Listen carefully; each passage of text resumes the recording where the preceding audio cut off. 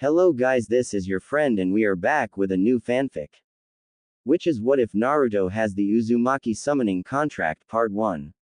And if you enjoy this fanfic then please press the like button and subscribe to my channel for more fanfic like this. And now let's start the fanfic. Life isn't fair but no one ever said it was.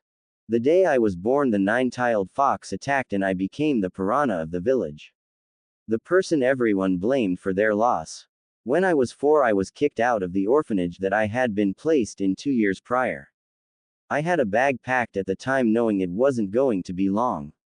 I lived on the streets with only an extra pair of clothes, the baby blanket I was found in, and some food that only lasted a few days.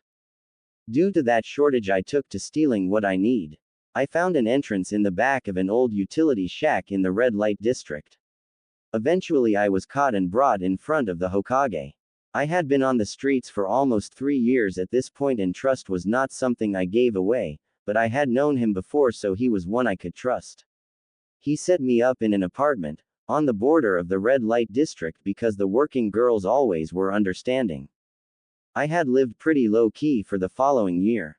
I kept to myself which made it easier but just before the academy started I lost all that I had gained in the last year.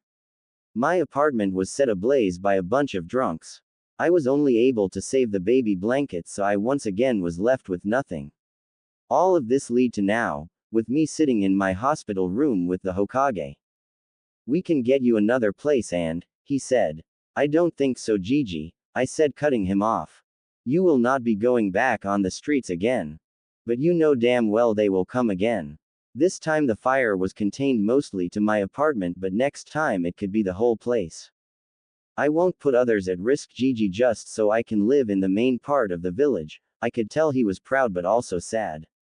He didn't know it but I knew why I was treated the way I was. I was a Jinchuriki of the 9 tails, and though I was still human as everyone else they saw me as the demon reborn. Gigi had outlawed anyone from talking about it so the younger kids wouldn't hate me but the plan backfired.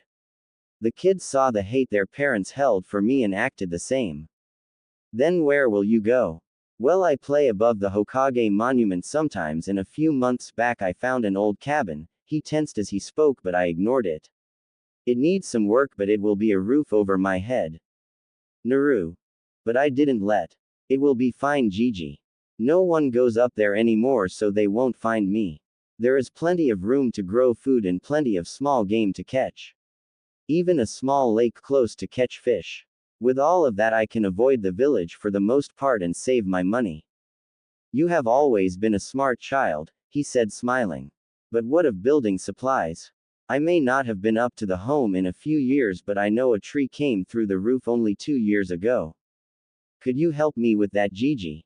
That I can if you promise to let some of my trusted Anbu help you.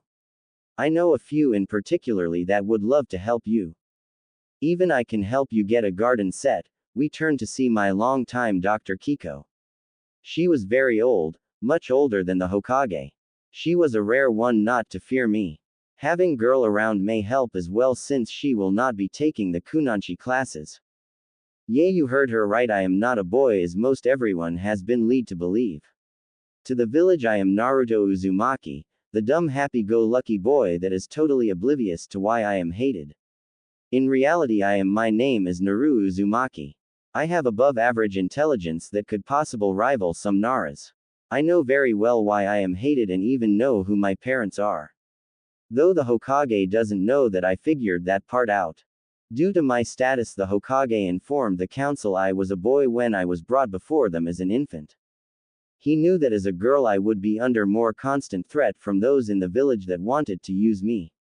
The only reason the orphanage didn't realize was because I was potty trained by the time I was placed there. Now I had a seal to hide since soon it would become much more obvious that I wasn't a boy.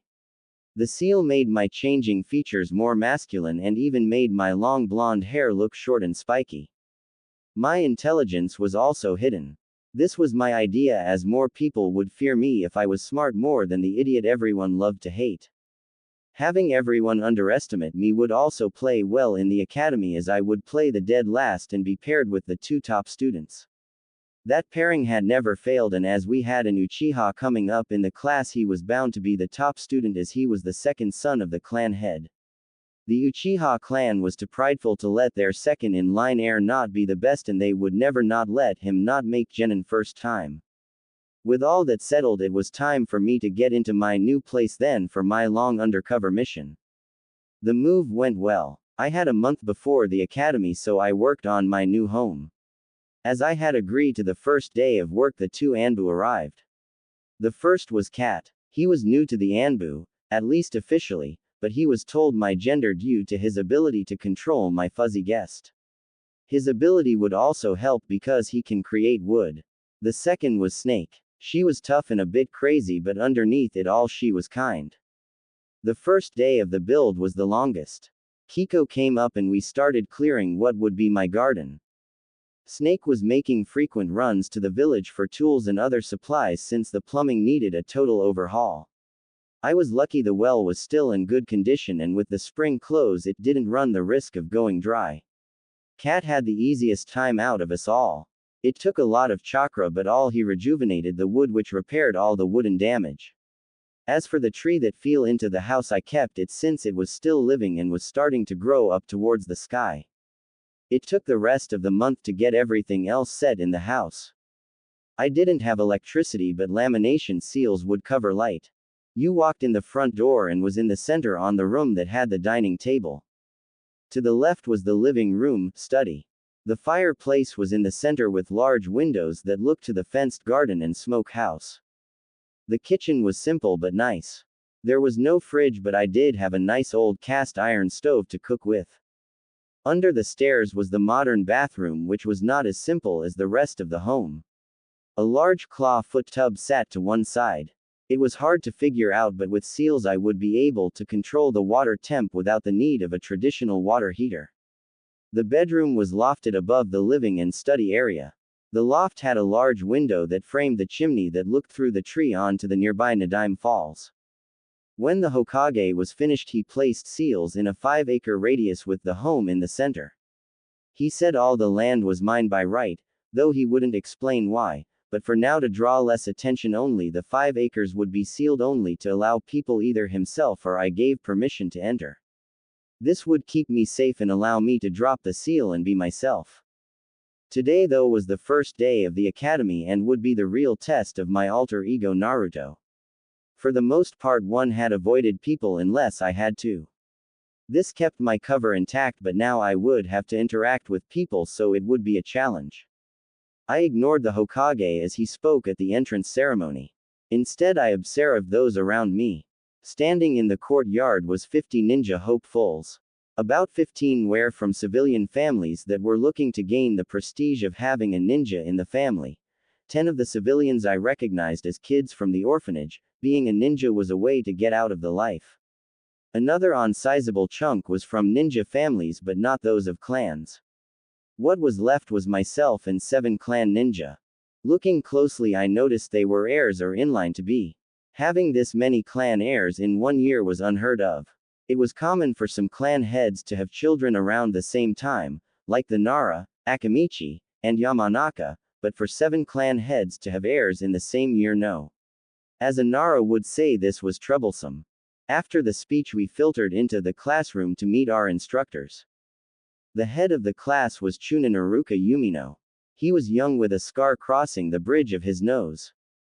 Being a natural chakra sensor, I could tell his overall he chakra was calming, though it spiked with a feeling of uneasiness when I passed, but otherwise he was not showing any ill intent. His assistant was another story.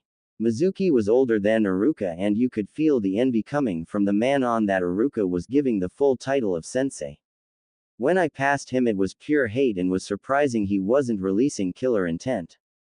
I took a seat in the back next to the sleepy Nara heir and the chubby Akamichi. They would be quiet, so it was better than the rest. I could already see girls starting to swoon over the Uchiha.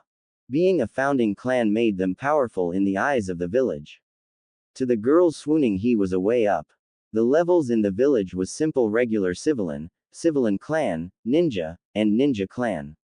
The ninja clans themselves had a system, and currently the Uchiha were the top and had always been the top 3.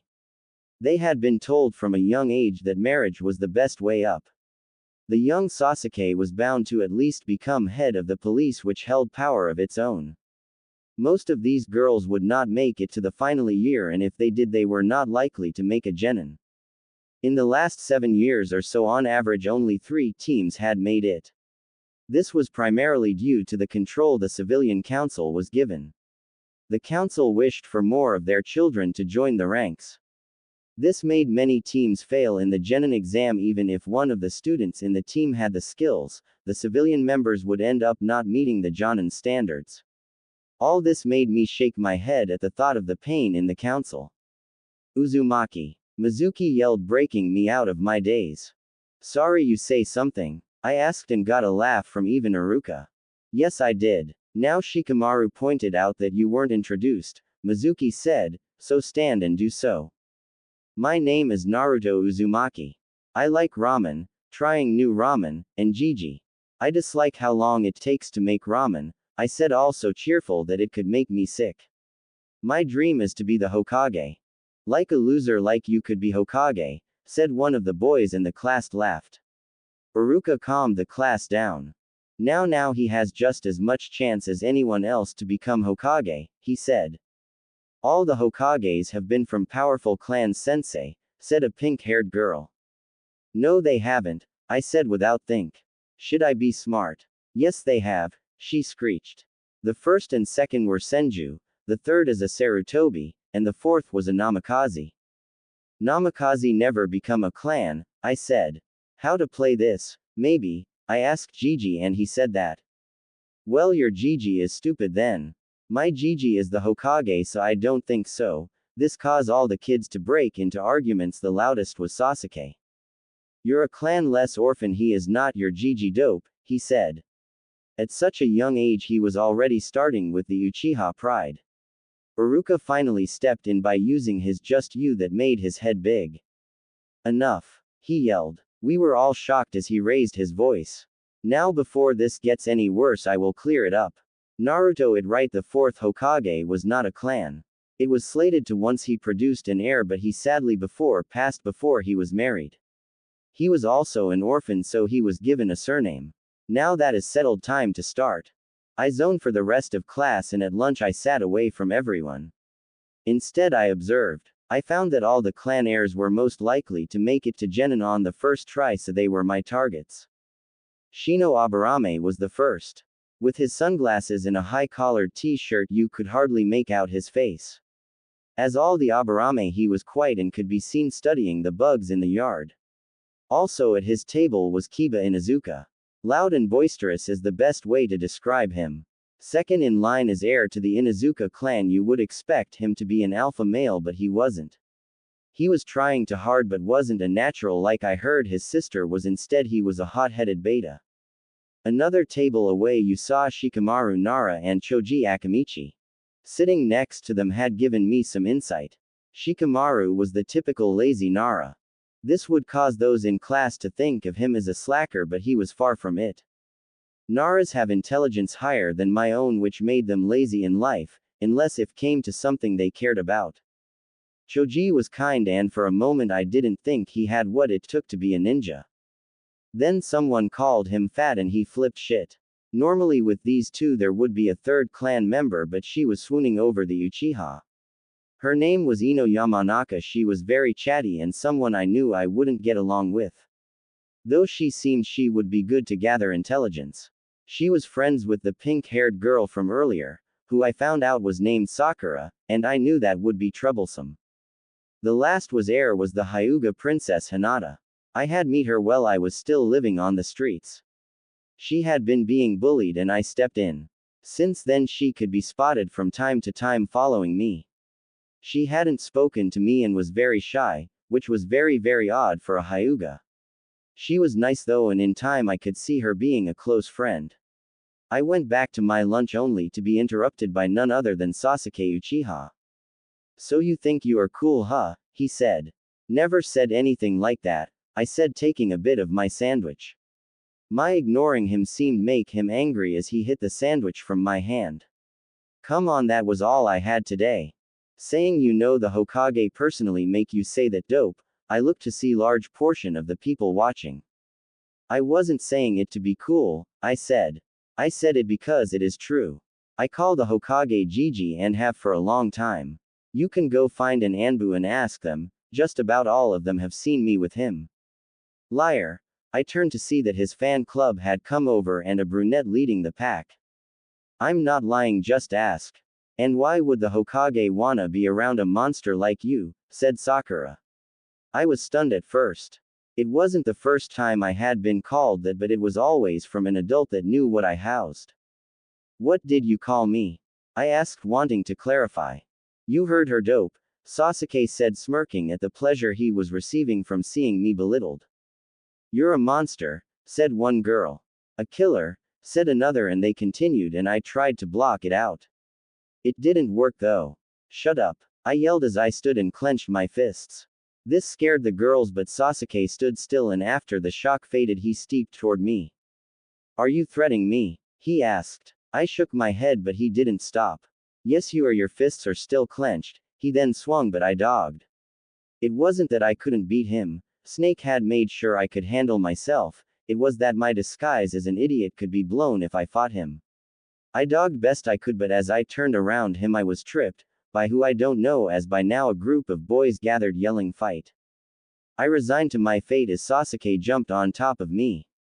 For his age he had some hard punches, but I had gotten worse. Soon I could tell my lip was bleeding and my ribs were bruising as he had alternated between my face and ribs. I knew that I would have to go to Kiko as soon as they let me. Even with the fuzz ball in my gut, Gigi had always wanted me to be seen, and she agreed. What is going on here? Sasuke was yanked off me. I looked to see Iruka standing above us. Soon other teachers gathered. Explain. He stated, Sensei, Sasuke said, and the girls chimed in, trying to collaborate Sasuke's story. I have meaning to believe he didn't, and as he is the one getting beat and isn't fight back, I would agree with my source. I looked to see a cowering Hinata at the doorway. Luckily no one else saw here. Now Sasuke, you will have detention tomorrow. Every go to the classroom while I bring Naruto to the nurse. Everyone groaned and headed to class. Sasuke shot me a look that I could clearly tell meant he wasn't finished with me. Iruka came over and helped me up. Come on Naruto, let's go to the nurse. I instantly pulled away. Sensei, I can't. Naruto, I know you have. It's not that I don't want to, Sensei, but I can't, I said, and he looked at me. Okay then, who do I need to take you to then? He asked. You still need to be looked at. Kiko at the hospital. He nodded and carefully picked me up and headed to the hospital. After getting me into my private room, Iruka went back to class. He didn't want to originally, but I assured him I would head back after I was checked out. Sitting alone for a bit, a new person came in. She was clearly Hyuga, but I had never seen her, and as no one ever came to my room unless they had to. I was shocked when she spoke nicely. Hello Naruto, my name is Nori and I am Lady Kiko's trainee, she said. Her calling me Naruto meant that Kiko had yet to tell her about me. Where is Kiko? She will be here soon, but she wished that I get to know you, she said, sitting.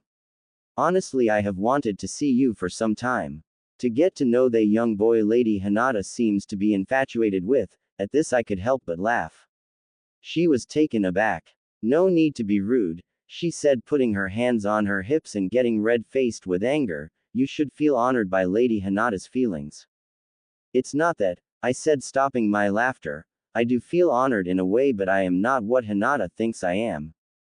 If you are referring to the, she pointed at my stomach, you are not that, and she would see that. It's not that either, Nori. I turned to see Kiko. Got yourself in a spot of trouble the first day, Naru. Not my fault, it was the Uchiha, I said. Nori now seemed a little confused. I am happy to hear you don't see me as the beast, Nori. Is that why you chose her, Kiko? I knew Kiko was thinking of leaving the medical field. She was old even by the Hokage's standards, and the only reason she hadn't retired yet was because of me. For the last 4 years she had been looking for a replacement.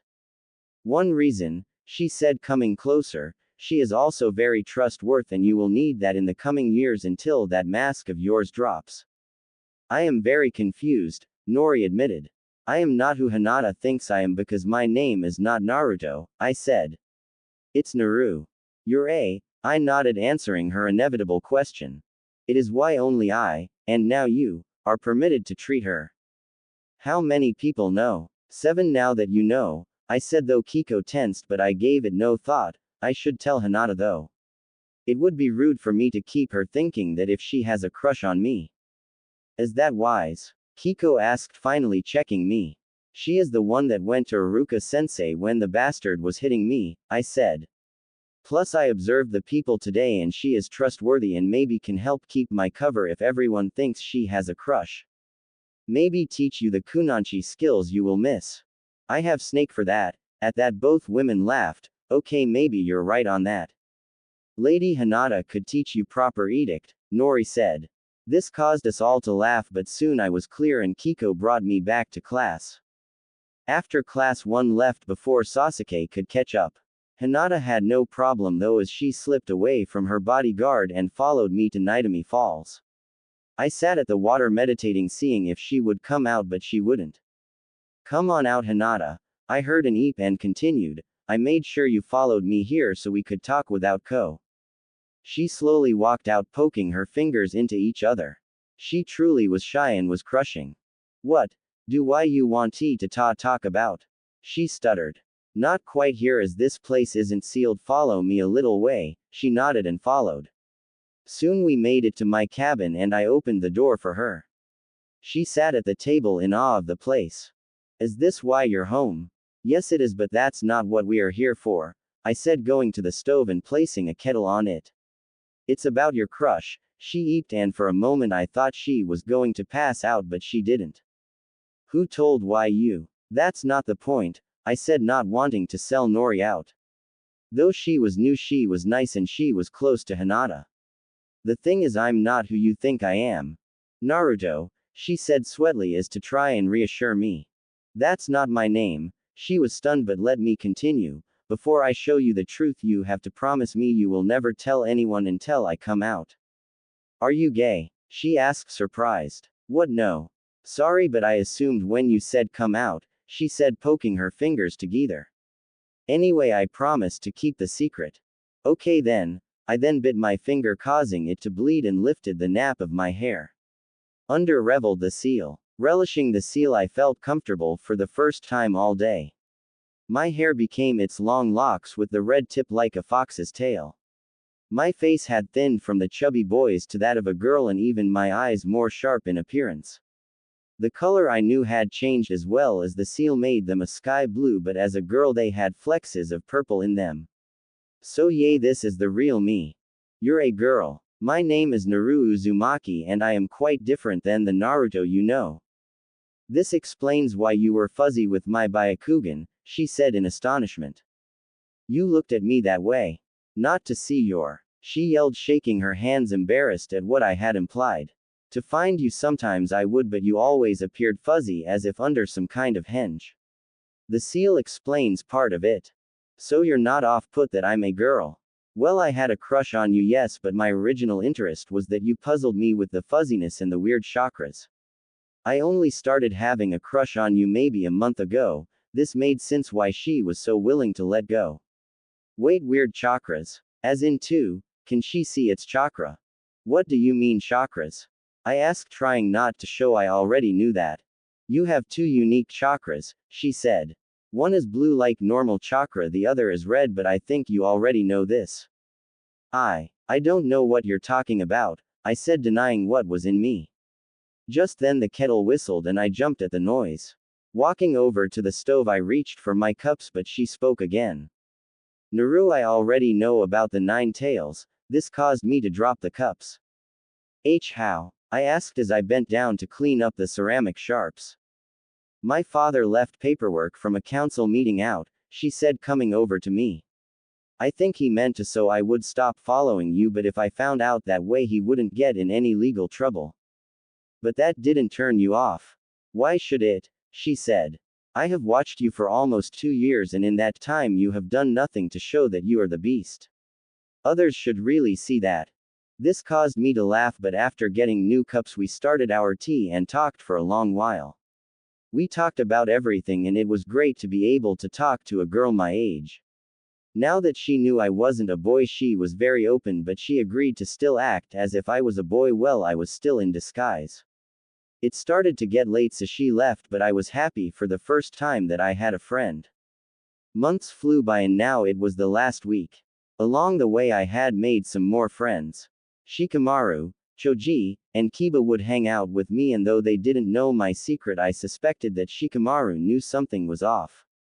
Sasuke hadn't started any fights outside of Taijutsu class. His fangirls were another story and he seemed to edge them on. They had divided in two midway through the year when Sakura and Ino's friendship fell apart. Sakura's group was worst and would hide mine or my friends' things. That group was not very civil to anyone Sasuke deemed unworthy. It was worse when they saw Sasuke eye Hinata, not as unworthy but as a prospect, as she was the only known girl not to like him. They decided to try and make her life hell, but every time the prankster, King, got them. They learned not to mess with her though. Now it was for the daily gossip forum group Ino. She was a great way to hear what was going on in the village even if it was only rumor. Her group of fangirls would make great intelligence gathers if they passed. The group met every morning in the same spot under the large oak, so it wasn't hard to eavesdrop. Normally every girl had different news, but today they only had one thing. "What was with all those Anbu last night?" said one of the girls as I sat in the tree above them all. "They went to the Uchiha district, then was searching for someone," said another. "That's odd, the Uchiha haven't been on good terms with the village. They have been butting heads for months with the Anbu entering their lands. I heard they were searching for some killer this morning," said another. "Someone must have escaped the prison," Ino said. "Impossible, Bear has that locked tight, no way he would let anyone escape.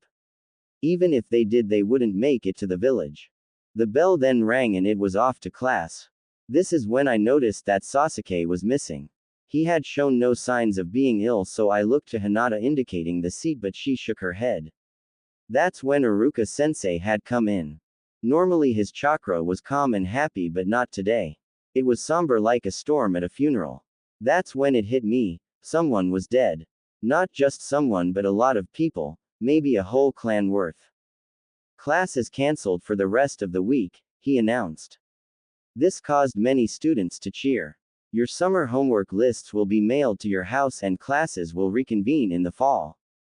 "Sensei who died?" I said. This silenced everyone in the room and caused looks to be shot at me. "Come on Naruto, be happy, classes are out early," Kiba said. "Naruto, I right Kiba," Shikamaru said. "No way they would cancel finals unless something happened. Your parents should inform you all when you return home," he said. "Was it the Uchihas?" I asked, working with what the group said earlier. This caused gasps all around and outcry from Sakura. "The Uchiha wouldn't all be dead, you idiot," she screeched, well jetting out of her seat, causing the chair to hit the ground. "They are the most powerful clan in Konoha." "Naruto is correct, Sakura," Iruka said before Sakura could lunge at me, as she was bound to me. "Everyone can't be dead," she said, slumping the ground. "Since Naruto has confused you all, I guess I need to explain," he said, giving me a look I just shrugged off.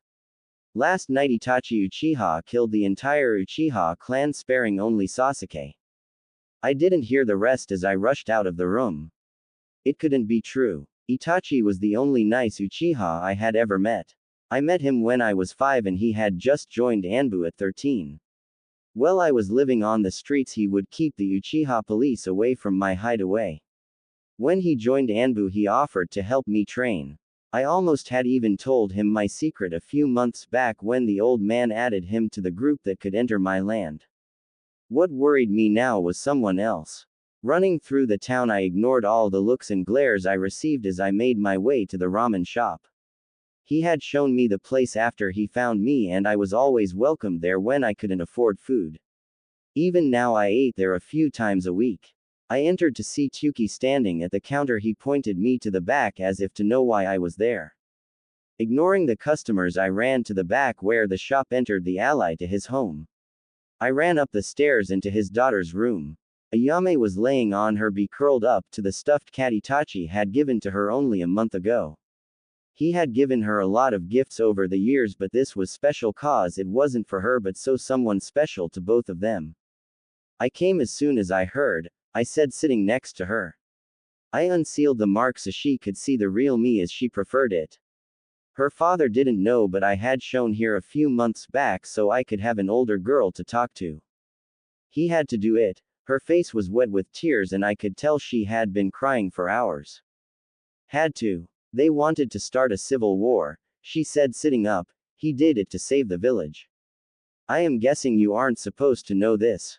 No, she said smiling, but he didn't want me to think of him that way, for, instinctually she put her hand on her stomach. The Hokage doesn't know, right? I asked. Ayame and Itachi had been a couple since I had known them both. They had met in the academy, but when Ayame didn't continue he still came to see her. They kept it secret for her safety. As heir to the Uchiha clan he was expected to marry another Uchiha, but he was in love with her. Tsuki liked him so well he agreed to keep the secret even when Ayame found out she was pregnant.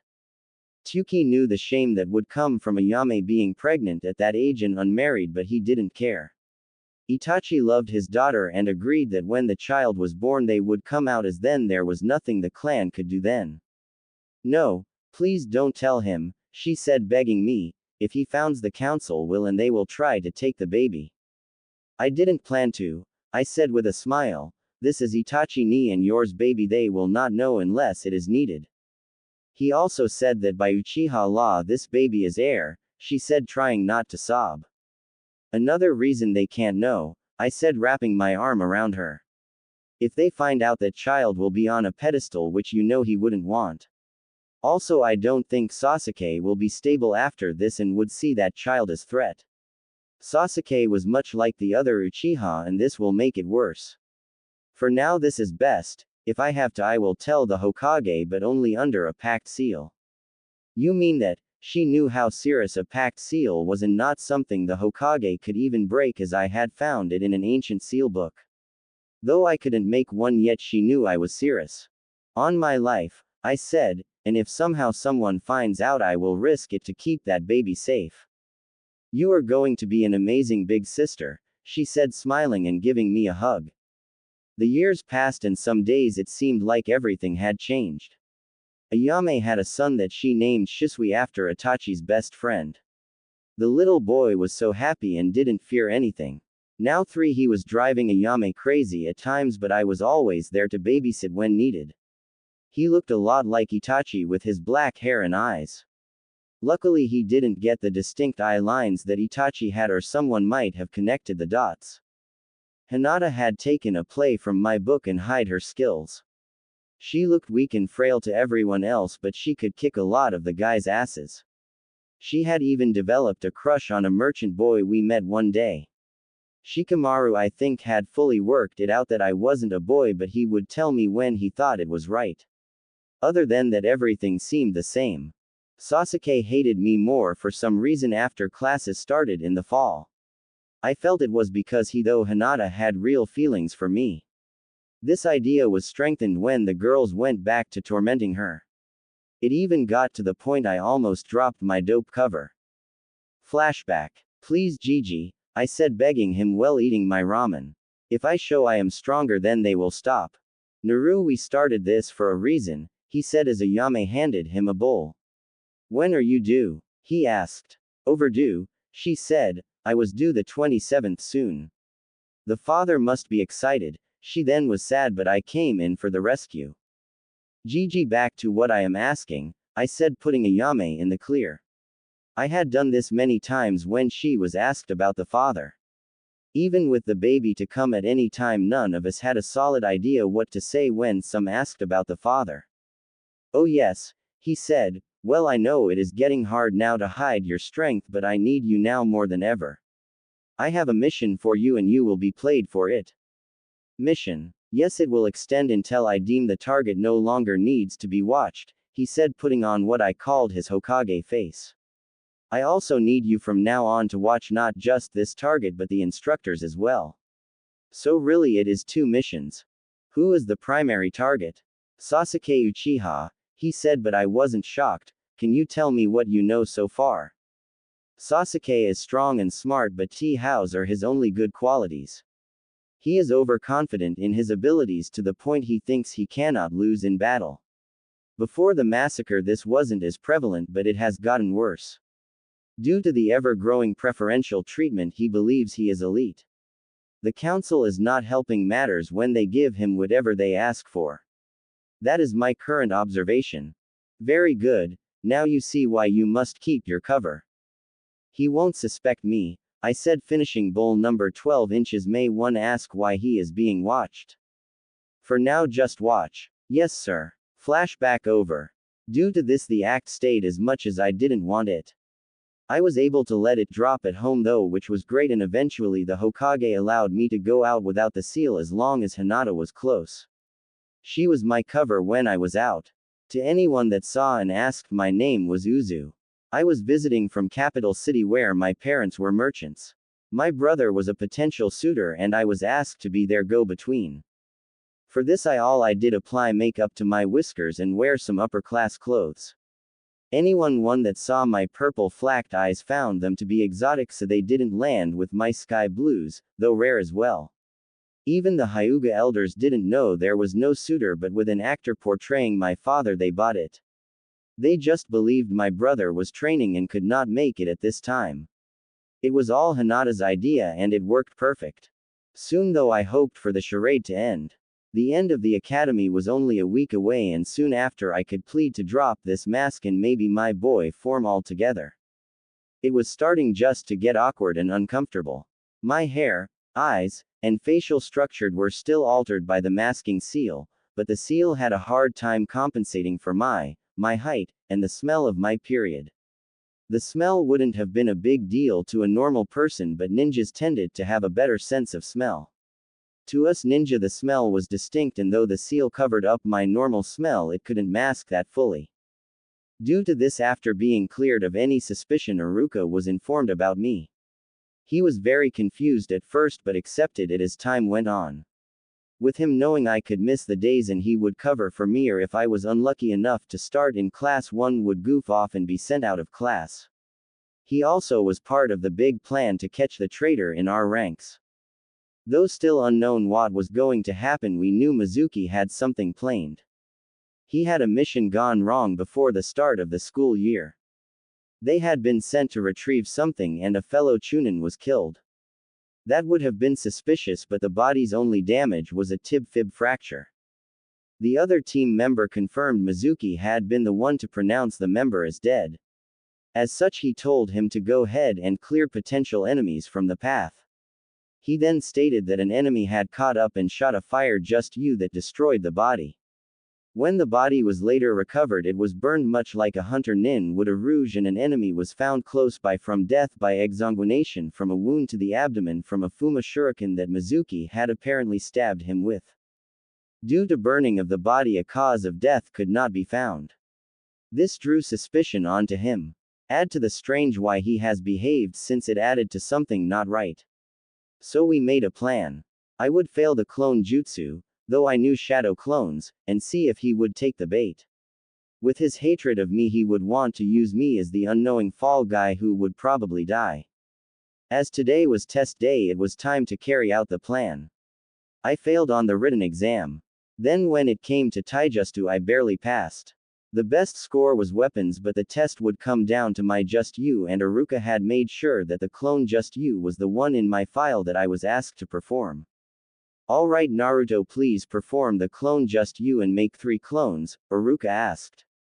With a nod I complied, and as always I failed. 1. The floor was a half-dead muted colored copy me. Even with all my training from Snake and Cat I could not make a normal clone.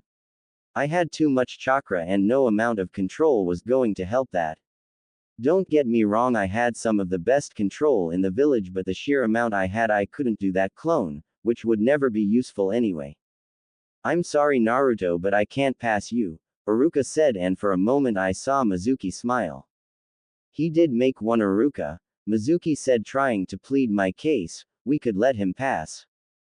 Without a clone he doesn't have the grades to pass. With tears in my eyes I left the room knowing Mizuki had taken the bait. I went to the swing first thing and saw the new students meet their parents. Ayame had wanted to come but knowing I had to fail I didn't want to risk Mizuki skipping his chance. Of course all the adults saw that I failed and couldn't help but talk about it. So that boy is the only one that failed, said one of the mothers. Good that dem, said another. Shish, we can't talk about that, the first said and at this point Mizuki finally came over. Iruka is only doing it to protect you, Mizuki said. I understand but I really wanted it this time sensei, I said still looking at the ground. Well there is another way, he said. Really? I yelled jumping off the swing, please sensei I will do anything. Well we do have another test, a practical if you wanna call it that, but it is hard. I can do it sensei. Alright then listen, he said patted my back and then lead me away to explain my test. Scene change. After going to the Hokage he allowed me to take the forbidden scroll to the location of the meet. 10 minutes after I left he called the ninja in the village to track me. Knowing I had to look like I learned something I summoned some shadow clones and went a row or two. When I sensed Mizuki approaching I sat panting like I was tired. Good job Naruto, he said, now give me the scroll. But you never said I had to give it to you sensei, I said standing, this looked important to Gigi. I should take it back and explain. That wouldn't be a good idea. Why not? Because many ninja are mad at you Naruto and some might kill you. Why? Because you took the scroll. Why? Because that is a very powerful scroll. Why? Now I could tell he was ready to blow. Because all the forbidden jutsu that this village makes no use of. Orochimaru-sama will welcome me for all that wealth of information. Now give me the damn scroll you little demon. That's not nice sensei, I said then turned, you hear that Anbu-san? I did, then out of the shadow came a silver-haired Anbu I hadn't seen in many years. Inu was one of the Anbu that watched me when I was young and found me living in the shed in the red light district. Just after I moved into the apartment he had vanished so I assumed he was Kia.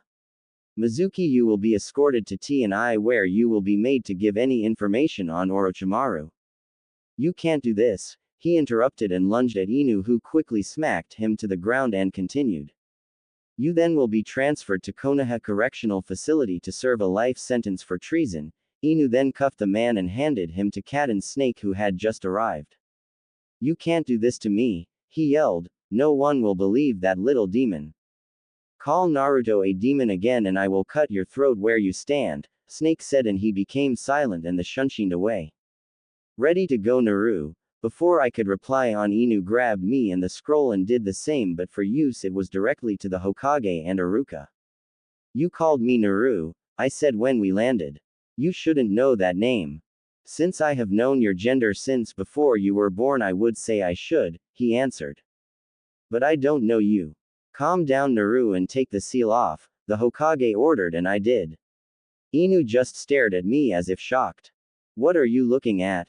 I asked and laughed. Just surprised how much you look like your mother, he said, your boy form looks so much like your father that I was expecting the same.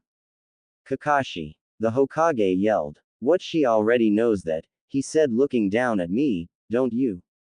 Naru explain. I have know them by name only the last few years, I said finally admitting it, I don't know much other than what my father looked like. All info on mom has been erased or hidden. Oh you should look into why the all info about the Uzumaki clan I'm missing by the way. I am very confused, Iruka said butting in. Sorry about this Iruka but at this point I will have to ask you to leave, he said, though you know much about her this is classified stronger than either of the other secrets. He left taking the scroll with him to place back in the vault. The Hokage then motioned for me and the now named Anbu to sit. He even had him take the mask revealing another mask. He quickly put the forehead protector over his left eye. Are you mad I kept this from you? He asked. Why should I? You were doing what you thought was right and I agree. You agree. Yes you didn't know how I would grow up to be when you made that choice. Plus dad being Hokage and all kinda puts a big target on my head. Your mother gave you a pretty big target also, Kakashi said, which made me raise an eyebrow, but I went on. What I am mad about is why the hell this guy knows. The Hokage stayed quiet, but Kakashi spoke. I was your father's student, he said. I was meant to be your big brother, but due to people drawing conclusions and my age at the time, I could not fill the role. Your state of mind was also a factor, Kakashi, the Hokage said. After the attack, you distraught from the deaths of the last people you considered family. I sent you away to recover. And didn't tell me she survived until she was already in the orphanage. I could see the anger growing in him as he stood. Then you forbade me from contact, which caused her to be kicked out of said orphanage. What does he mean? I would check on you often when you were first placed, but I grew to close and was sent on long assignment. Which was why I didn't see you again until I was moved. Yes, and then I was sent off again. I came back just after the fire, but he would not give me your location and forbade me from looking, or else I would lose any chance I had at being your genin sensei. And I am sorry for it all, but at the time it was called for. He said, but now that she knows, you can have that relationship. Though I am curious how you know Naru. Records and rumors, I said, shrugging. You left the marriage license behind when you redacted the files. Tuki made the comment that I looked like the first time you took me to ramen, and as I wasn't wearing the seal, it was easy there. Even more so when my male form was like a mini Minato. What about your mother? Asked Kakashi. The rumor mill in this town is a wealth of knowledge. It was easy to hear from some pink-haired women that she was jealous of a redhead that he was with. She said that. No, just said that if he had picked her over that foreign tramp, he would still be alive, her words. Councilwoman Haruno did obese over Minato, the Hokage said, shaking his head. After that I looked up records of any redheads. It was hard to find, but I eventually tracked down a photo of his graduating class. It had all the students listed, and since he was looking at her in the photo, it wasn't hard. Well, then I think Minato and Kushina would be proud you figured that much out. The Hokage then stood and walked to the portrait of my father. After a few hand seals, you heard a release of a lock. Opening the painting, he pulled out 2 scrolls. Then he walked back over and handed them to me. These are the things I can give you at this time. You will find a lot, and Kakashi can help you sort through everything.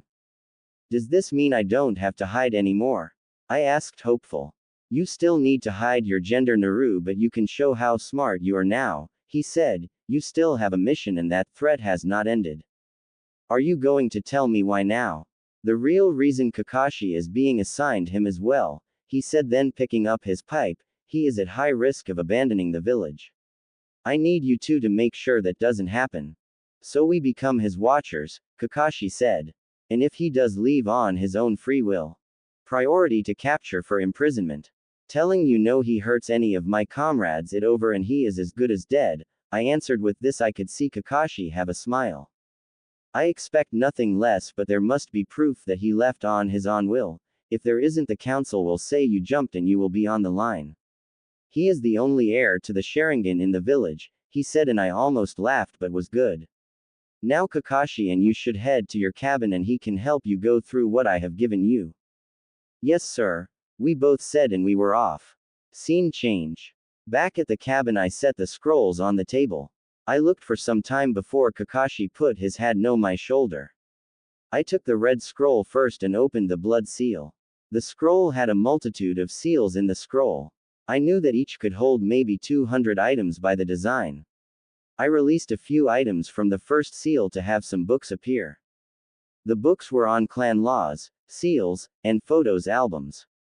All the books ranged as size but had a very similar swirl on the top of the binding that was either red or white. It was the swirl all those above Chunin had on their vests. I also had it on the back of my jacket in red and on my sleeve as white with a bead hanging below. I didn't realize she recovered so much, Kakashi said. What do you mean? Her goal was to recover everything she could from her nation when it was destroyed, he said with genuine sadness. With as much this scroll can hold, I bet she did. What's with the swirls? They are your clan symbol, he said. We wear them to honor Uzu, which was controlled by the Uzumaki clan. The red was the general symbol, while the white was that of the royal family. You are not just a clan heir but an heir to a nation. This home is on the edge of your land given to the Uzumaki clan from the first Hokage. This is clan land. The whole forest, which is about 000 acres, was all charted to be the home on the Uzumakis if they ever decided to build here. It was in thanks for them helping start the village. So I have more land than the Uchiha. Yes you do, and you are a real princess. What? Your mother was the daughter of the queen of Uzu. She was the rightful heir when the land fell, he said laughing, another reason for the larger target on you. Damn. I then touched another seal to see 5 red-clothed forehead protectors pop out. They had the same swirl on them and one seemed to be damaged. I then picked up the damaged one. You think Gigi will let me wear this along with my Konoha one? Your mother did for a time, he said with a smile. I do believe that one is hers. How do you know that? She left the used ones with those she found, he said. Ninja are buried with the ones they wear at the time of their death. I remember her saying she found the storeroom with them. Logically that dinged one would be hers. Cool. I left my mother's headband out and sealed the scroll back up, moving to the other. This one was golden color and was a bit smaller. This one seemed to be filled with personal effects. A Konoha headband, tri-pronged kunai, a scroll with taijutsu written on it, and a katana popped out first. Holding the kunai, I was so excited to be able to use them, but I knew that would draw too much attention. I then picked up the headband and knew whose it was. That's the one he wore during the war, Kakashi said. He got a nice one when he became Hokage but would wear that a lot in battle. Well, since Gigi didn't give me one, I'm gonna wear this one, I said with a big goofy grin. Was hoping you would say that. He then pulled out a scroll of his own and gave it to me. Think of it as a graduation present. I smiled and opened the scroll. A few things popped out when I did. 3 new identical outfits. They included a mesh shirt, a cropped burnt orange and black jacket, and a black pair of shorts with the same burnt orange trim. The next item was a burnt orange belt that I could place one of the plates on. On the back was a pouch and scroll attachments. Above those was a sheath with a weapon I didn't recognize. On the sheath was another attachment for a plate. I drew the weapon to see a Tonto-sized tri-pronged kunai. Wow. Had it made for you after I saw that you looked like you preferred close combat, he said. The jackets also have a seal on the back swirl that will attach the katana your mother left you. Thank you, Kakashi, I said as I grabbed the headbands and started attaching them. You're welcome, he said with an eye smile. I'm gonna have to ask Kat to build on to the house at this rate, I said with a laugh. Scene change. I walked into the classroom tired as I hadn't gotten any sleep. The rest of the night I talked with Kakashi about everything. It was great to finally hear the stories of my parents and I was determined to make them proud. So the mission went well? Hinata asked as I sat next to her. Yep. And now I don't have to hide, I said. She knew what I meant, my intelligence only, as I was still dressed like a boy. So want a game of shogi sometime then? I turned to see Shikamaru and Choji standing behind me. Yay, love to kick your, I said with a fox-like grin. Then we heard the stamp of Ino and Sakura. I win. They both yelled, then started bickering with each other. Can you two stop? I yelled, causing them to look at me. You are now both legal adults, stop it. This is only for Gen and Naruto, Ino said.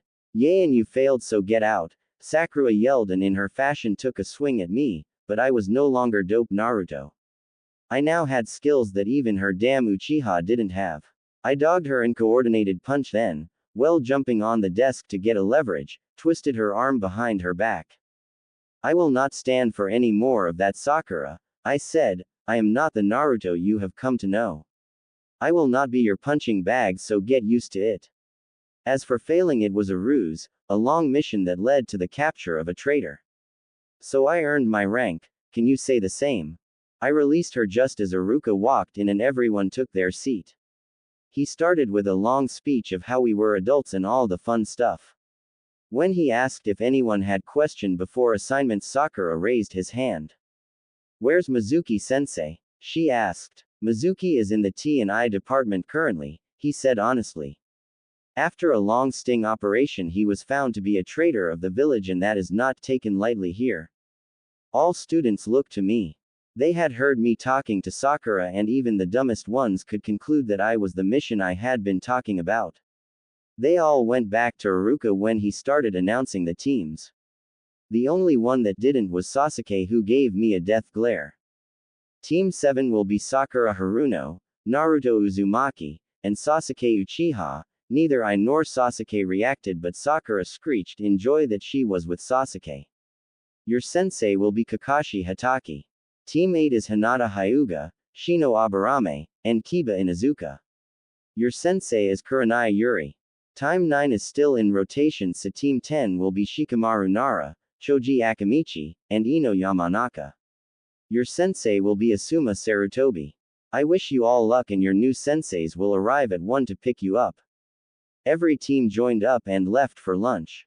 I didn't bother though, I knew I wasn't wanted.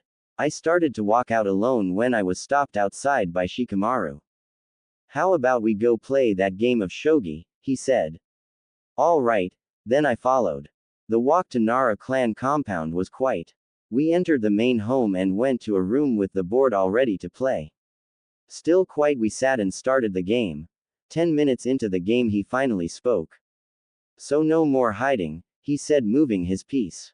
For the most part, I replied. Yes, for the most part. Are you implying something? I asked with fox-like grin. That I am, he said, leaning back. You're still hiding something more important. Just say it, Shikamaru, and I promise if you get it I will tell you. Simply put, you're a girl, he said. And how long have you known? The first day I had an idea, but last year you started to develop before you fixed whatever makes you look like a boy. A seal, I said. It covers me without setting off any sensors or dojutsu users. Can you show me the real you? With a nod I undid the seal. I was now only about an inch shorter than him. He walked over to look me over. He seemed speechless as he circled me, studying me. Like what you see, I said, and he got red-faced and I laughed. It fine, Shikamaru, I know I don't look anything like what I normally do. It's not that. I swear I have seen you like this before with Hinata. You have, I answered. I went into Ino's shop in this form. I go by Uzu for now. Then what's your real name? Naru. Well then Naru, we should get back to class. We can talk more later, he said. Resealing my form I followed behind.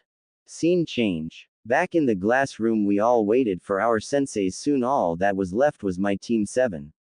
I knew it was going to be a while, so luckily I brought a book from the scroll on Uzu. Of course the old Naruto didn't read, so this confused Sakura, who came over. What the hell are you reading? She asked. A book. You don't read, dope, Sasuke said. I read plenty, just not at the academy. What is it about? Sakura asked again. Sakura was a pain, but she wasn't all bad. She is curious but so wrapped up with Sasuke that she can't think for her own and likely never would. The Whirlpool Nation. Never heard of it, she said. You wouldn't, it no longer exists, I said, well, closing the book. It was destroyed just before the Third Ninja War. It was a prime catalyst for the war. We didn't learn this in class. Because the civilian council now controls to the academy and deemed it wasn't important, and didn't want me to feel that I had family. But where did you get the book? Sasuke asked, trying to take it, but I moved it closer. I haven't seen anything like it in library or the Uchiha achieves. My mother left me it. You don't have parents, Sakura screeched. Everyone had parents, Sakura, some just die. Why would your mother have such a thing? She was from the Whirlpool Nation, I said, looking down to the book. She was the daughter of a merchant and was away when the nation was attacked. She later went back and collected whatever she could find. I could tell more questions would soon follow, but with great timing Kakashi entered. With a wave we followed him to the roof. Of course all the way there Sakura was ranting on how late he was. Alright, tell me about yourselves, he said, which prompted Sakura to raise her hand and Kakashi to rub his brow area. You're not in class anymore, you don't need to raise your hand. Sorry sensei, she said, but as I was gonna ask if you could show use. Well, my name is Kakashi Hatake, I like many things, dislike a few as well. I have hobbies but rather not name them. As for dreams, never quite thought about it, he said, looking to the sky. Now your turn, Pinky. My name is Sakura Haruno. I like, well, looks at Sasuke asterisk. My hobbies are giggles asterisk. My dream giggle, squeal, fawning motion. Dislikes. Ino pig and Naruto baka. Naruto, your turn. My name is Naruto Uzumaki. I like Gigi, studying seals, and gardening. I dislike people that can't tell the difference between a scroll and what it holds. My hobbies are Fuinjustu, gardening, and reading. My dream is to be Hokage. Isn't Fuinjustu a bit complicated for a dope like you? Sasuke said, and Sakura laughed. No, they aren't, and if you both would have been paying attention, you would know that I am not the dope you think I am, I said. Once a dope, always a dope. It was called a cover tem, I said, rolling my eyes. If you didn't put 2 and 2 together, I was the one that took Mizuki down. Why would you be picked instead of Sasuke-kun? Sakura screeched. Because I started acting the part long before it was needed. Yay, right, dope, Sasuke said. You couldn't pull something off like that if your life depend on it. Oh, I wanted to hit him, but I restrained. Taking a deep breath in, I relaxed and walked to the edge where Kakashi sat. He looked to me, knowing I would rather not be here. Meet you tomorrow, training ground 7 at about 10, he said, then I leapt away. Later that night, after leaving my teammates, I went home. I decided to meet up with Shikamaru as Naru instead of Naruto. I found him with Ino and Choji at barbecue. Uzu, he said, a bit shocked to see me. Ino and Choji then turned and saw me. Come join us, Ino said, and with a nod I took the empty seat next to Shikamaru. So no Hinata with you today? I figured she would want to get acquainted with her team, I said. She said today was placement day. It was, Choji said between bites. Are you a ninja, Uzu? Choji, finish eating before you talk, Ino said.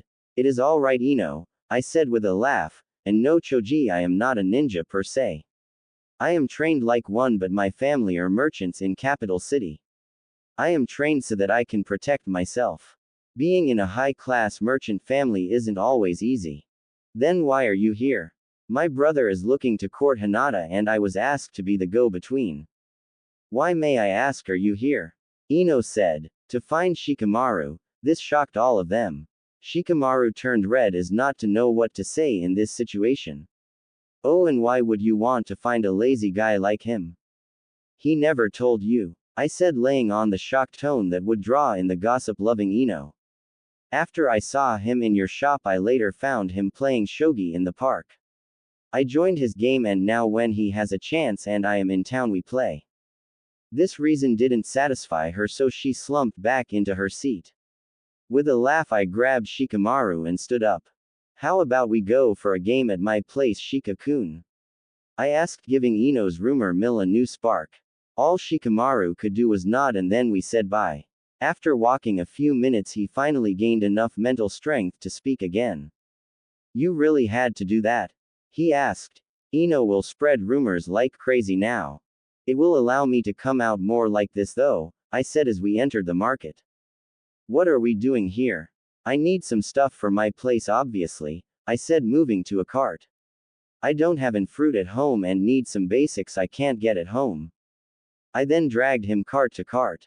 To me it was great since I wasn't allowed out often like this.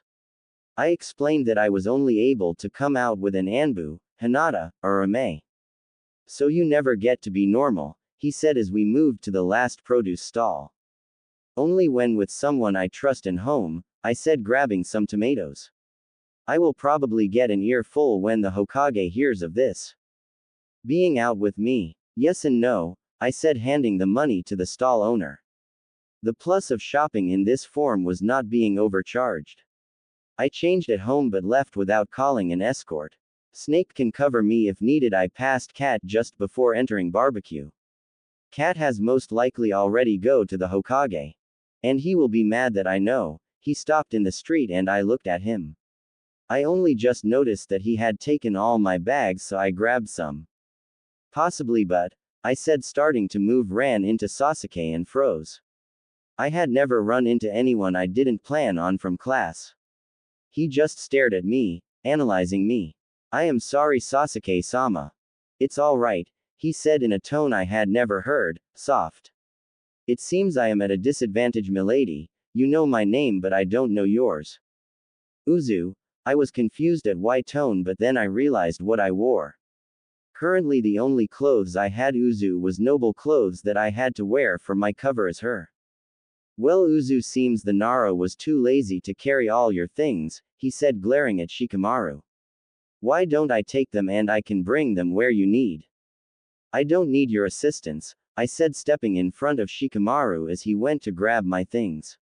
Shikamaru was carrying everything, but that is not his job. He is a friend, not a servant, so I grabbed some of my things. Still, I can help you home. I don't think she wants you to, Sasuke, Shikamaru said. With that said, Sasuke grew angry. As troublesome as it is, we also have a shogi game to finish. Well, Uzu, it you would like to ever be around someone of your own class, he said, continuing his glare at Shikamaru. Come to the Uchiha district. Don't stay up waiting, I said, and then we walked away. After a bit I relaxed, and when I knew we weren't being followed, I lead Shikamaru to my place.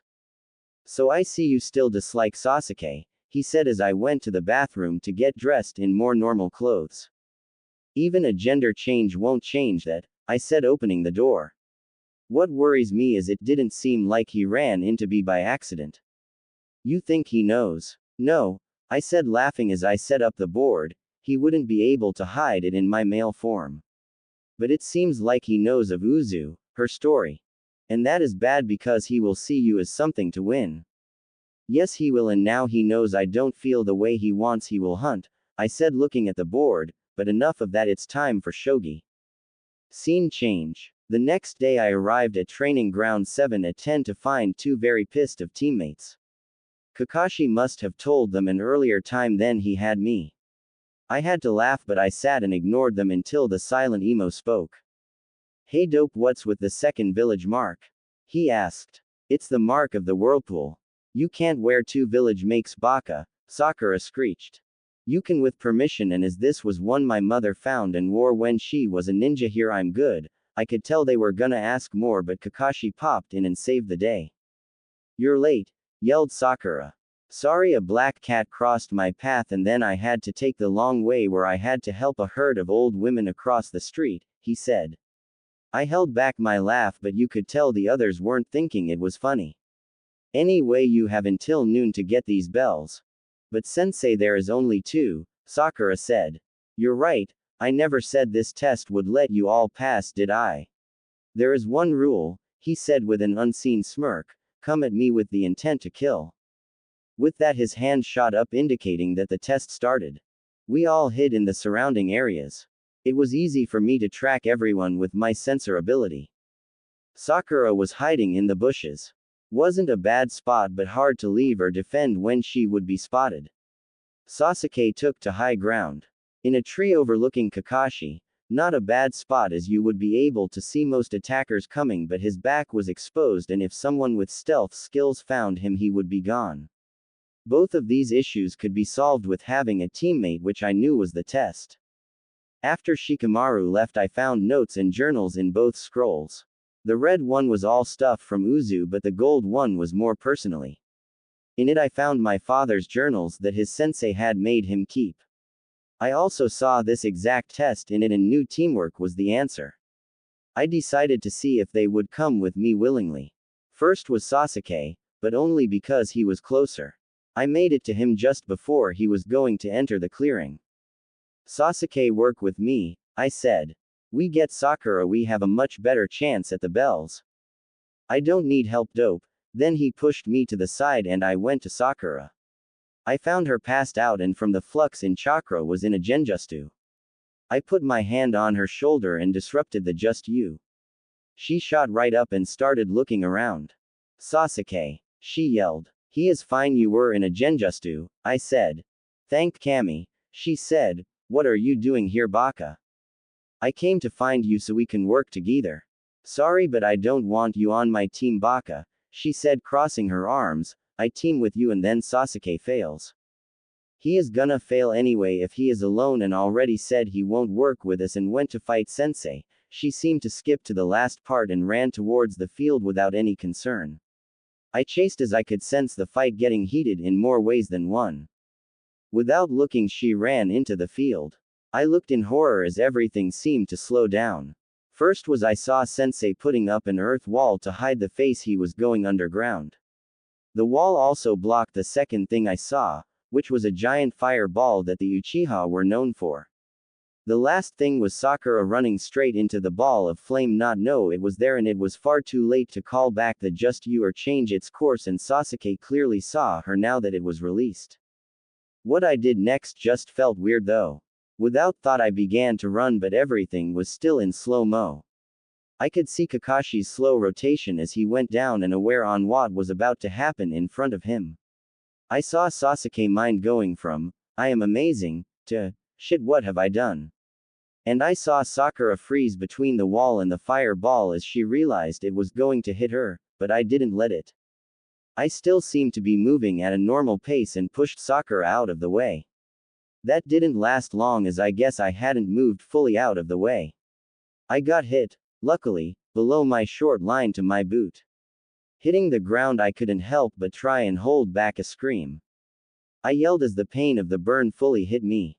Naruto. Kakashi popped out of the ground and ran to me. Sasuke as well ran over, but Sakura stayed where she was, still in shock. What the hell happened? Sakura was running to the field, I said. She was still a bit dazed from the genjutsu and ran in without looking. Can you get the damn boot off, please? It still hasn't fused to my skin. How did you get to her so fast? Asked Sasuke as Kakashi took the boot off. I didn't see you at all until you yelled as you hit the ground. I honestly have no clue, I said, wincing as Kakashi lightly touched the burn. This could be a second degree. We need to get you to the hospital. But the test, Sasuke said. Can wait, Kakashi snapped back. We over the leaf don't leave our comrades like this. Those that break the rules are scum, and by rules he would be a liability on a mission, but those who abandon their friends and comrades are worse than scum. The test is on. No it isn't, I said. Naruto, you can't walk let alone fight like this, Sakura finally said. I know, but Sensei never said the test was on hold until after I got these. I then raised the two bells. Kakashi looked down and chuckled lightly. Even injured you do your mission, but who gets the other bell? And without another thought I threw one at each member. We pass, right? I said as another wave of pain surged through the burn. You do, he said to me, then turned to the team. Meet here at 7 a.m. here. He then picked me and we began to leave, but Sakura stopped us. Thank you, she said. You're a comrade, Sakura. I wasn't gonna let something like that get you, I said, and then with a shunshin we were gone. Scene change. A night in the hospital was nothing new. What was new was the visitors I had. Normally it would be just the Hokage and Kiko, since she had retired fully and Nori had taken over. No, today Hinata came with the rest of Team 8 when she heard. Kakashi stayed for a while before he reported his results to the Hokage. Then Team 10 came, rather loudly as well. Shikamaru, I thought you said Sasuke was gonna be here, Ino said as she looked around the room. I said he might, and I wanted to come see Naruto before hours closed, so that means before dinner, he said. So what happened? Training accident, that's it, I said, sitting up. We'll be out tomorrow morning and fine in a few days. I overheard Munch that it was Munch second-degree burns, Choji said. Oh Kami, what happened? Ino said, horrified. I pushed Sakura out of the way of Sasuke's fireball. Just you. They all looked shocked. Wasn't either of their faults. Sasuke had shot it out before he saw here and she was still recovering from a genjutsu. We passed the test though, so, how about you guys? Bet we did, Ino said. Now I am going to yell at Sakura before I go eat, so I will see you later. Ino, I said, trying to stop her, but she was gone. Don't bother, Shikamaru said. She would do it anyway. Troublesome women. I gave him a look and he stiffened slightly at the realization of what he said.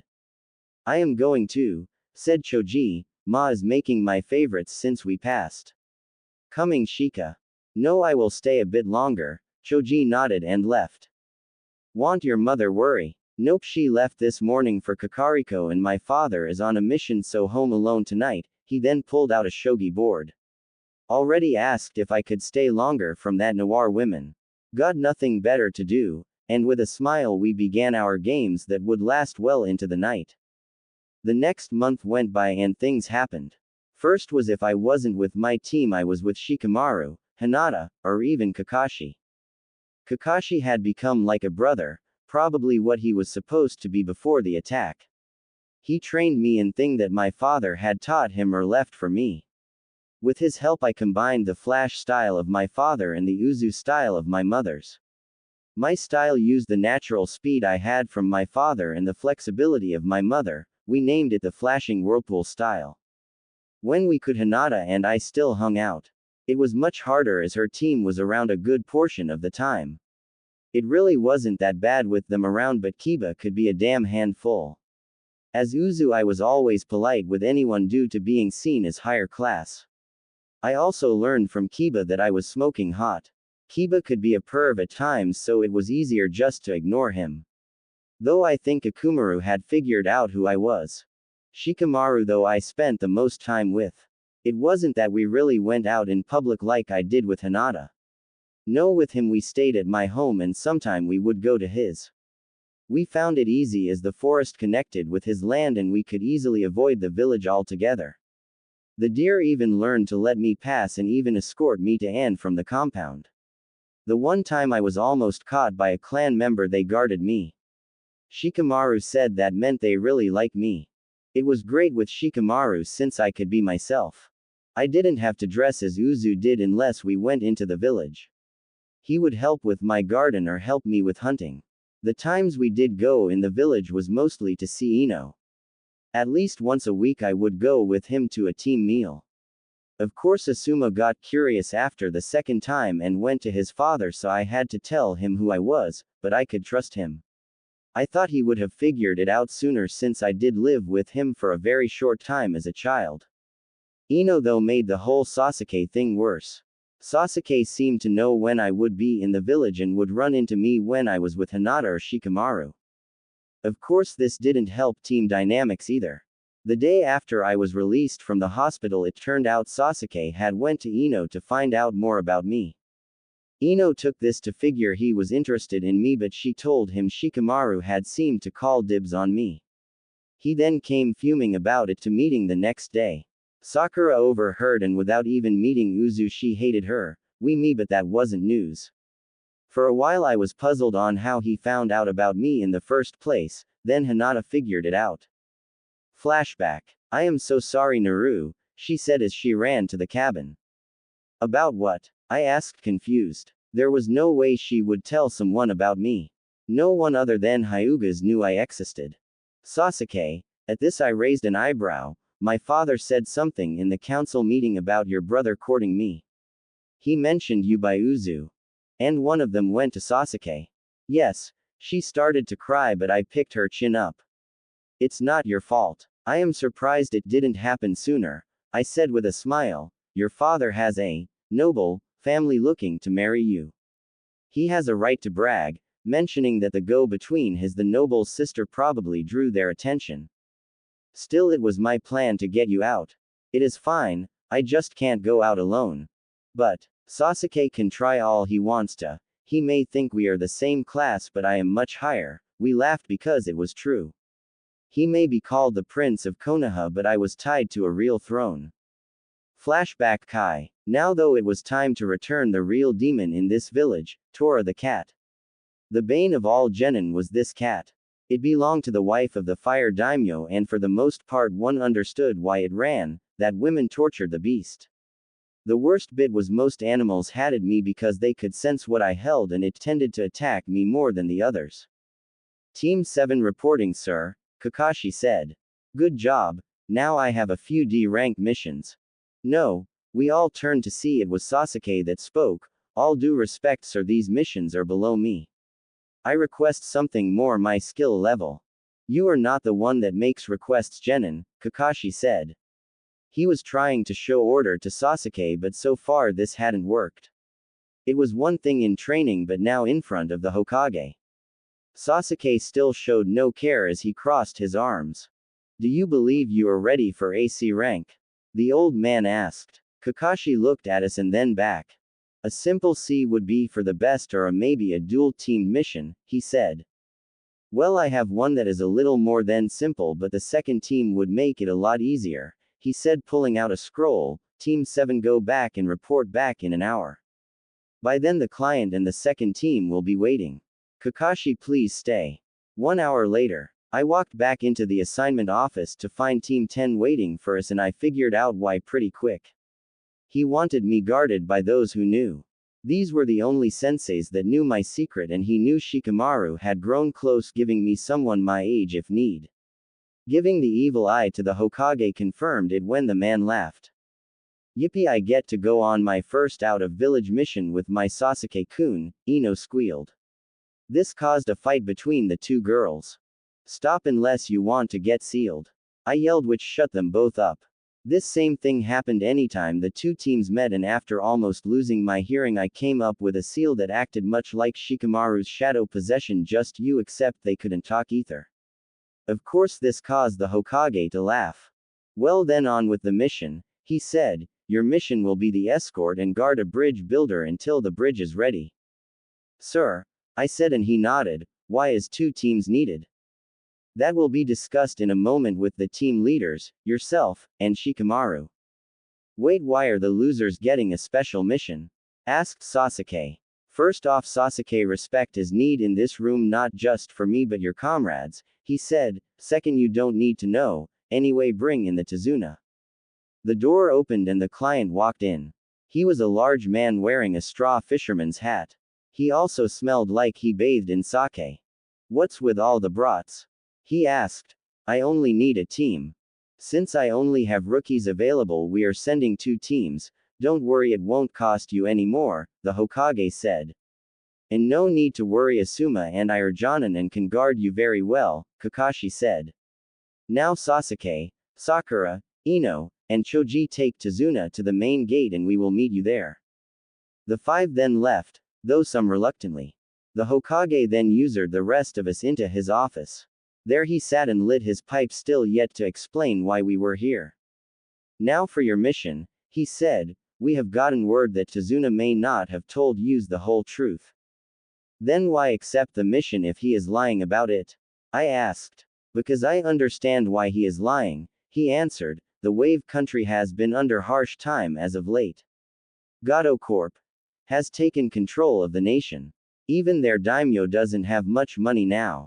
He is using it to help the nation where he can, but Gato is holding trade hostage at this point. I also fear he is doing trading with some unsavory people. There is rumors of drug and human trafficking. It is out of control and I, along with the daimyo, want it stopped before it can stretch into the land of fire. Why not send Anbu? Shikamaru asked. Because Gato is not named in the official request, I can't misuse them. But since Team 7 has an ex-Anbu and a seal specialist, they work great. And us? Asuma asked, pointing at himself and Shikamaru. You will be staying with the client team, but you need to be informed, he said. As for Shikamaru, he will be the stagiest for this. I may need them to work as a team in the future, and if this goes well they could end up my prime stealth team in the regular forces.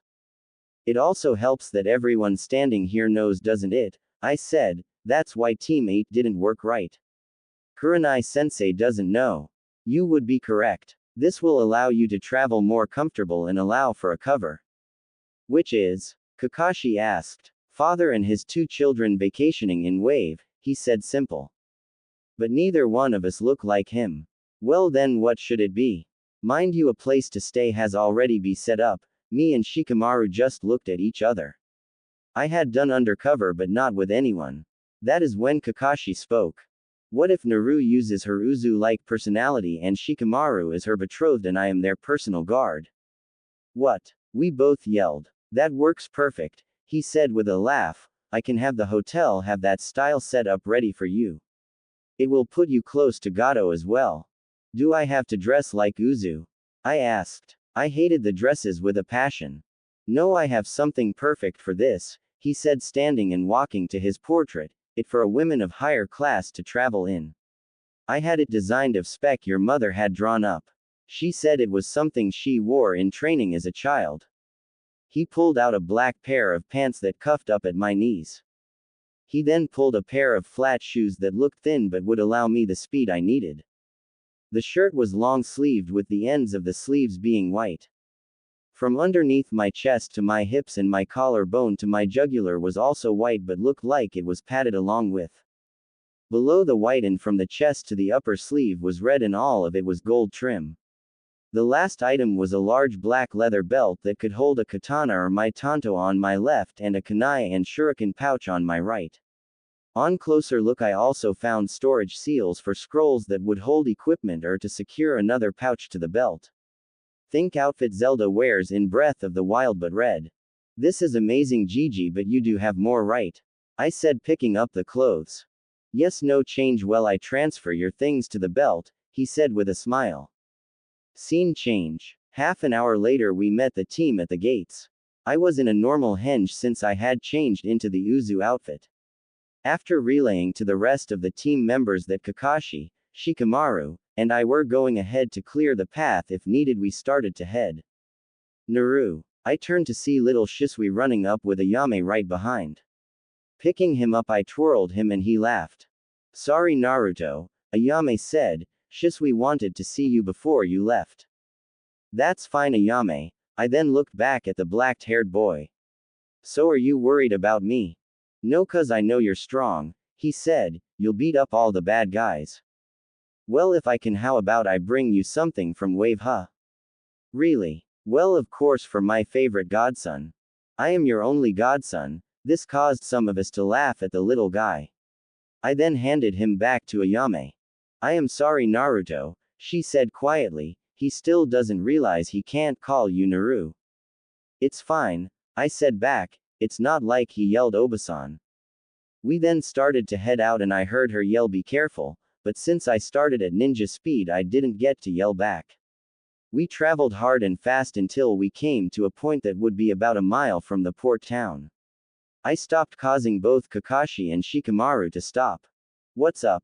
Kakashi said, but I didn't answer and sat channeling chakra to my ears. When do you think that old man will get here? Said a raspy male voice. Better be soon. I wanna get back and get the money. Said another male voice, I want to get out of the wave soon. That place is a hell hole.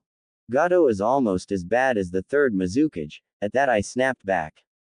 50 meters ahead, I said, they are covering their chakra very well but don't believe they are about Chunin. Seems Gato has hired missing nins from the hidden mist.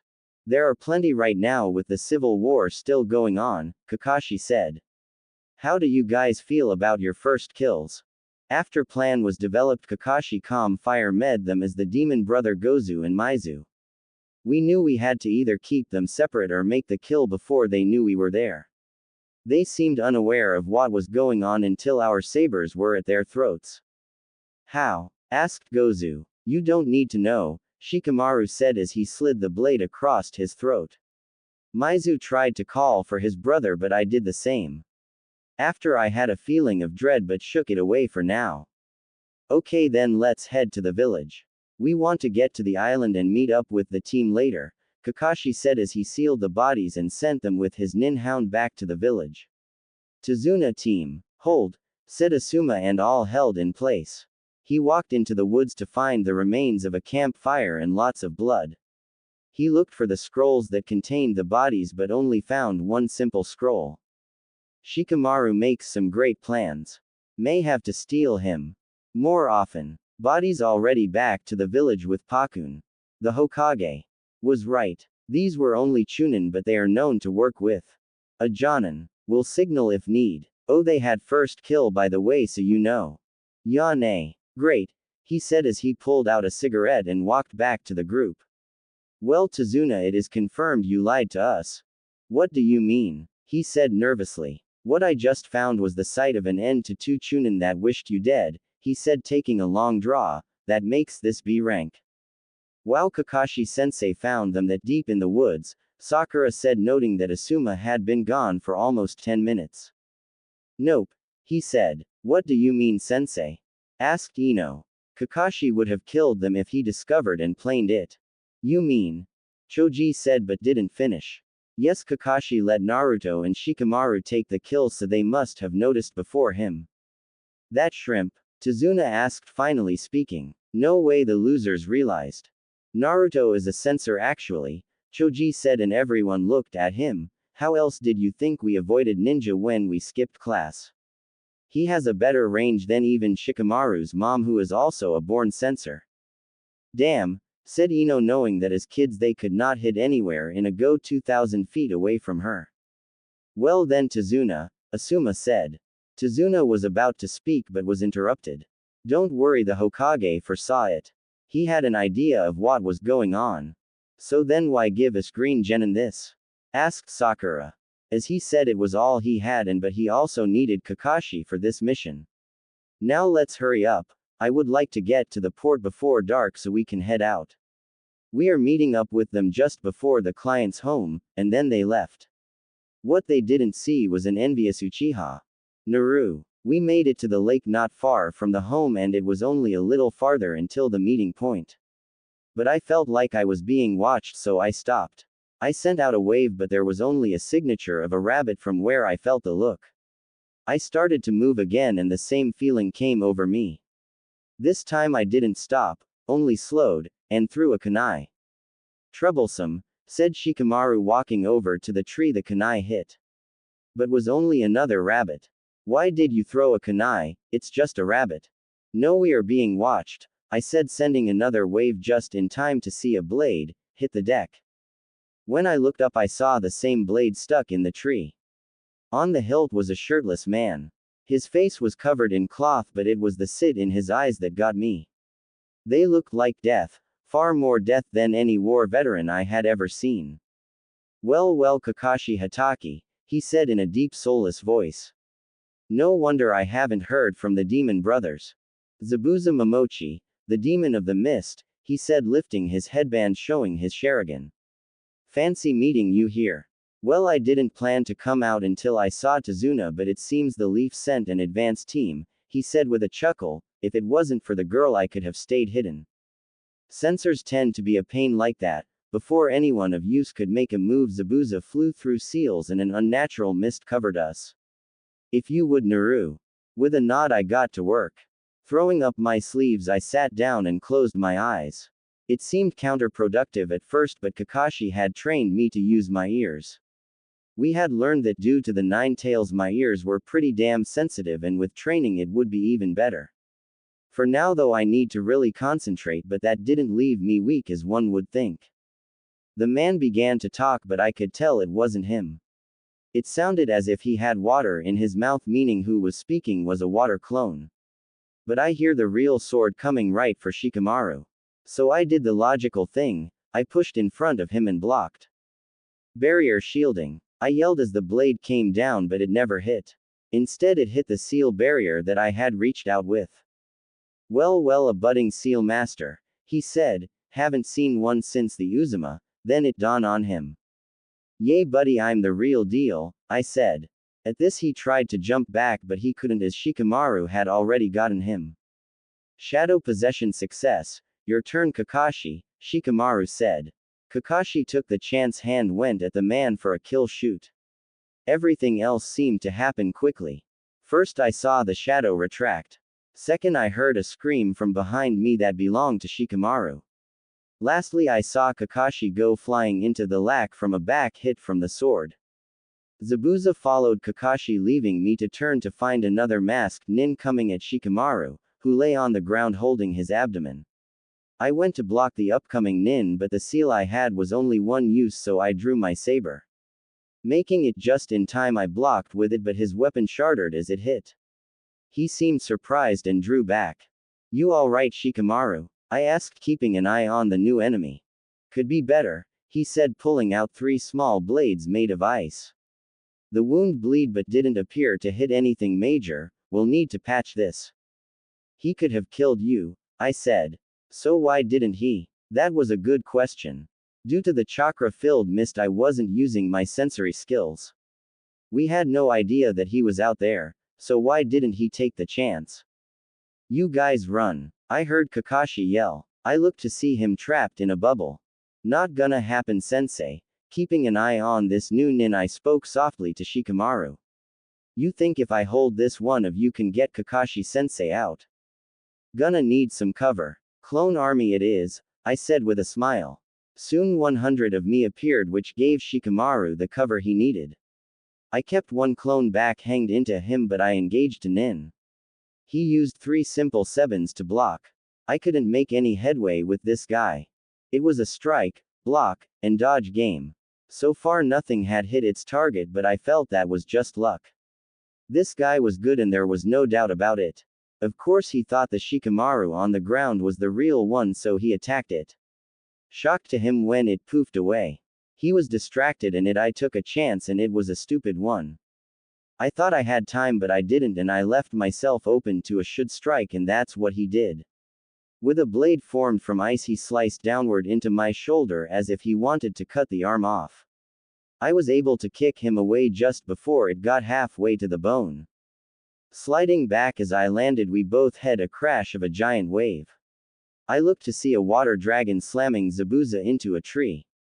I tried to stop the nin, but instinctually I reached and pain shot through me. I must have let out some noise because I drew the attention of both Shikamaru, who came running over, and Kakashi, who took his eyes off his almost dead enemy. This gave the masked nin a chance to grab Zabuza and Shunshin away. With them gone, both of them turned their attention to me. Damn, that is deep, Shikamaru said as he grabbed a med kit. Kakashi put his headband back down. From the use of the Sharingan he was tired, but he was forcing himself to stay awake at this point. He then pulled out the signal seal to inform the team they need to hurry. Yep, and now at any point they are going to be here and I can't henge like this, I said. What about the seal? Kakashi asked. Clothes don't change. Well, your henges are solid, right? Shikamaru said, and I nodded. Well, then we say you have to be a girl for the side mission. Henges dispel when injured, Shika, I said, and Ino, Choji and Sasuke have seen Uzu. You're the only person with chakra to do a solid henge, so they won't know that it also dispels the same way, Kakashi said. Can you henge the tip of the hair and eyes at least? Asked Shikamaru. Unsure. I tried and luckily it worked, though it was a normal henge it would work for a short time. Good, then we just say you hanged into a look-alike of a girl you have seen in the village. He then finished bandaging my wound and I did his. Kakashi offered to help, but we had him sit so there was less chance of passing out on our way to wherever we were staying. It wasn't long before Asuma and the rest of the team came running, weapons drawn. What the hell happened to you guys? Asked Asuma as he saw me wrapping Shikamaru's wound. Of course this drew the attention of the rest of Team 10 and they came running over, accidentally pushing me over. Shikamaru! Yelled Ino and Choji as I landed on my right shoulder. Naruto, are you alright? Shikamaru said as he came to me. Sorry Naruto, Ino said, helping me up. Again, what the hell happened? Asuma asked again. We'll explain when we get to Tazuna's house, Kakashi said weakly. Asuma then picked him up and we were off. Scene change. We finally made it to the hotel after hours of trying to explain. Sasuke of course hated that we had been given another task he wasn't aware of, but he had to deal with it. Asuma agreed to garrote the bridge in pairs of 2 while the other 2 would train. I was just looking forward to sleep and Kakashi looked as if he was just gonna fall. Welcome, said the front deskman, are you guys alright? Just ran into some trouble on the road, Kakashi answered, we are here for the Nami reservation. This must be the happy couple to be, he said looking at Shikamaru and I. Yes, their families believe it was best for them to get to know each other away from the theatrics at home. Yes, I understand, said the man as he went to the wall of keys, we have given you the best suit we have. Thank you. If you need anything don't hesitate to call, and with a nod we left. We went up to the top floor to room 502. Opening the door we got a bit of a shock, this was their honeymoon suite. Everything honeymoon related had been taken out of course, but the red and white colors and hair-shaped pillows gave it away. When you entered, you came into a living area, and the large bathroom was to the right. To the left was a small bedroom, and across was the main bedroom with the four-post bed. Without a second thought, Kakashi took his shirt off and walked into the smaller of the bedrooms. I trust you guys to figure out arrangements, he said. Just remember, to those here, you are Naru Uzu and Shikamaru Nami. They believe you are betrothed, so around people you must act like it. He then closed the door and I heard him collapse on the bed. I will take the couch, he said, moving to the large white leather couch. I don't. No, take the bed, but please can I have a blanket first? With a laugh I got him one. After saying goodnight I unsealed a pair of boxers and t-shirt and was off to be. Scene change. After a long mission, being back in the village was great. I was surrounded by all the teams as they all wanted to hear the story of how my mission went. All of the Rookie 9 sat at the table at the barbecue restaurant Team 10 loved to go to, and it was going great until Sakura asked a question I dreaded. So you just killed him? Asked Sakura. Well, I had to, I said. It was mission orders. And you feel nothing? Asked Hinata. No, I feel the dread, but I know that it was for the better. You monster! Yelled Sakura. Maybe everyone was right about you. A demon, that's what you are, said Kiba. You feel no remorse for the ones you killed, do you? Asked Shikamaru. Of course I do, but they. Trying to blame your victim now, said Ino. Of course she would, that is what a demon does. I turned to see a face that I had not seen in a long time. A face of a boy I once called my friend. A face of my real first kill. His name was Michi and he was dressed the same way he was the day I took his life. Michi. Oh, so you still remember me, he said. I thought I would be a memory after you killed me. You gave me no choice. I went to explain to my friends, but they were gone and I was back in the shed I lived in during my time on the streets. Everything was the same, including myself.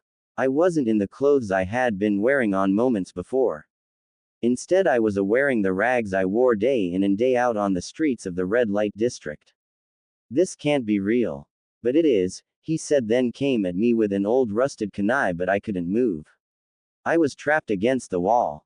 He started stabbing at me, hitting me anywhere he could. He yelled at me, calling me a demon and a killer. This just can't be real. Shikamaru Pav. Sleep the best time of day.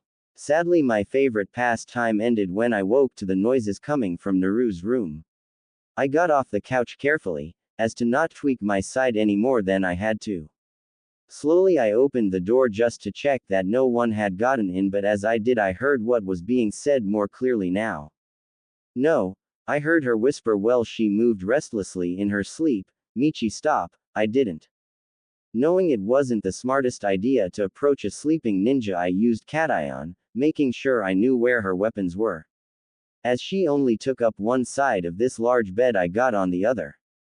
She didn't even seem aware I was present as I got closer and started thrashing.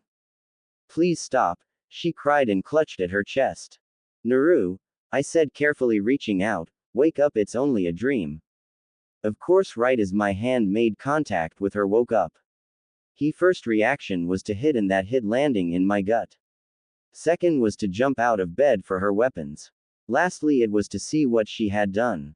Shika, I am so sorry, she said as she ran back to me. It's fine, I woke you, I said, sitting up.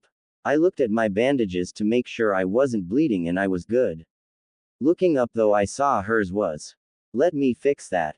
She wanted to refuse, but I ran to my pack and grabbed fresh wrappings. Sitting on the bed, she was silent as she moved her hair to the left, giving me area to work on her shoulder. Taking of the blood-covered bandage, I realized her wound was nearly healed, something to add to the mystery that is Naru. So do you wanna talk about it? I asked, but she shook her head. Okay, better yet, tell me. You need to talk about it. Just a memory of the past, she said in a voice that didn't have the musical tone I had grown accustomed to hearing. Even though Naru wasn't as cheerful as Naruto, she still brought smiles to anyone she was near. It was like her own superpower. Once you got to know the real her, you would trust her with your life. One you were being hurt in, I said as I sat back against the headboard. I didn't say that, she said, twisting around. Then who is Michi? Sadness and dread overcame her. The girl I knew just seemed to disappear. Putting my hand on her own, I went to reassure. Tell me. Michi was a boy I knew when I lived on the streets, she said, coming closer to me. He was older than most of us street kids and protected us. I was almost 7, so it was before the Hokage found me again, and he was about 12. He was like a big brother until the older kids started pulling him into their stuff. One night he came to where I hid. The older kids had told him I was the reason there was so many street kids. The reason his parents were dead. He came to kill me with the old kunai he had used to protect me so many times. He attacked you, I said, and she nodded. I had found my own old kunais at this point, so I managed to grab one. She then looked at her hands. You had to kill him. Then she broke down and flung herself on me. I had never seen her cry, and I made me sad just looking at her this way. Here was the girl I had come to see as the least troublesome girl I had ever met. She was strong and fearless, but now, in this moment, she was weak and afraid. Without a second thought, I began to slump down, so we were laying on the bed. Instinctually, she curled up to me, crying into my chest. I put my chin on the top of her head and stroked her long hair. This continued until it seemed she was all out of tears and almost asleep. Am I a murder, Shika? She asked sleepily. If you are, so am I said, pulling her close, letting her drift to sleep in my arms, and I soon followed suit.